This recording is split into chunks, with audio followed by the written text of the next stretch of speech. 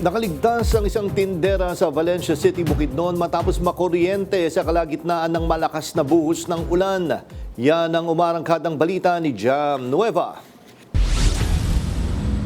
Nakuryente ang isang 23 anyos na babaeng food vendor habang nagliligpit ng kanyang paninda sa kasagsagan ng malakas na ulan sa tabi ng San Agustin Parish Church sa Valencia City, Bukidnon, bandang alas 7:30 ng gabi, July 20. Agad na isinugod ang biktima sa Valencia Sanitarium Hospital matapos magtamo ng mga pinsala sa kanyang tiyan at mga daliri sa paa.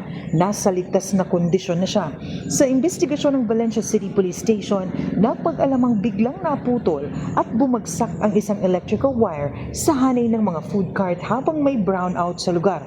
Ayon sa isang 41-year-old na saksi, agad nilang inilapag sa lupa ang kawad upang maiwasan ang anumang aksidente. Ngunit habang nagliligpit ng kanyang mga gamit sa kasagsagan ng malakas na ulan, biglang naibalik ang supply ng kuryente. Dahil dito, nakuryente ang biktima nang dumaloy ang kuryente sa kawad na nakalapag sa lupa.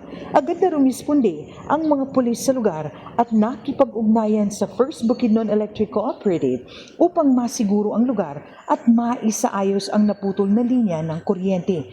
Iniutos naman ni Police Colonel Navales ang masusing investigasyon sa insidente at hinikayat ang publiko na maging mapamatyag sa kanilang paligid at agad na i-report ang mga electrical issues sa lugar. Mula Valencia City, Bukidnon, Jam Nueva ng PRTV News. Nagseserbisyo para sa Pilipino.